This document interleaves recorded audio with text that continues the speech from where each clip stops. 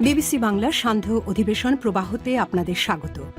আজ আপনাদের সাথে লন্ডন স্টুডিও থেকে আছি মানসী বড়ুয়া।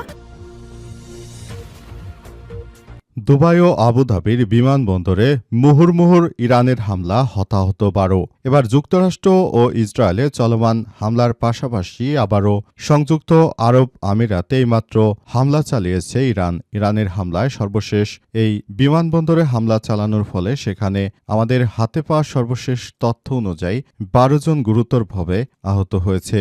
এদের মধ্যে বেশ কয়েকজনের অবস্থা খুবই আশঙ্কাজনক। তাদেরকে জরুরি উদ্ধার করে তারপর হসপিটালে ভর্তি করা হয়েছে।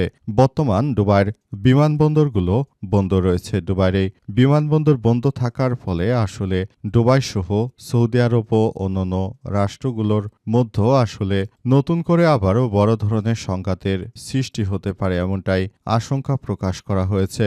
এবং বর্তমানে এই কর্মকাণ্ডের মধ্য দিয়ে আসলে ইরান যেভাবে এগিয়ে যাচ্ছে, এতে করে পশ্চিমা বিশ্ব অনেক বেশি আতঙ্কের মধ্যে রয়েছে। যে কোনো সময় পশ্চিমা বিশ্বের মসনদ গুঁড়ো করে দিবে ইরান, এমনটাই ইরানের বর্তমান যারা দায়িত্বপ্রাপ্ত রয়েছেন তারা আসলে নিশ্চিত করেছেন, যে তারা জানিয়েছেন যে ইরান আর পিছপা হবে না। তাদের সর্বোচ্চ ধর্মীয় নেতার মৃত্যুর বিষয়টি তারা কোনোভাবেই মেনে নিতে পারছে না। তারা এই বিষয়টি সম্পূর্ণরূপে প্রতিশোধ গ্রহণ করবে, ভয়ঙ্কর প্রতিশোধ।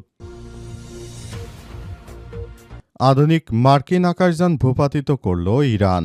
ইরানের উত্তর অঞ্চলে যুক্তরাষ্ট্রের অত্যাধুনিক ড্রোন ভূপাতিত করা হয়েছে। অ্যারোস্পেস ফোর্সের আকাশ প্রতিরক্ষা ব্যবস্থার মাধ্যমে ড্রোনটি ধ্বংস করা হয়েছে বলে জানিয়েছে Islamic Revolutionary Guard Corps IRGC জনসংযোগ বিভাগ। বিবৃতিতে বলা হয়েছে যে ইরানের দক্ষিণ অঞ্চলে যুক্তরাষ্ট্রের তৈরি MQ-9 ড্রোনটি ভূপাতিত করা হয়। আইআরজিসি হুঁশিয়ারি দিয়ে বলেছে যে যেকোনো শত্রু বিমানের জন্য ইরানের আকাশসীমা এখন সম্পূর্ণ নিরাপদ। প্রসঙ্গত গত শনিবার 28শে ফেব্রুয়ারি ইরানের রাজধানী তেহরান সহ বিভিন্ন স্থানে ব্যাপক হামলা চালায় যুক্তরাষ্ট্র ও ইসরায়েল। মূলত ইরানের শীর্ষ নেতৃত্বকে লক্ষ্য করে এসব হামলা চালানো হয়। এতে খামেনি সহ ইরানের প্রতিরক্ষা মন্ত্রণালয়ের অনেক ঊর্ধ্বতন কর্মকর্তারা নিহত হয়েছে। এই ঘটনার পর পরিস্থিতি এখন থমথমে অবস্থা বিরাজ করছে।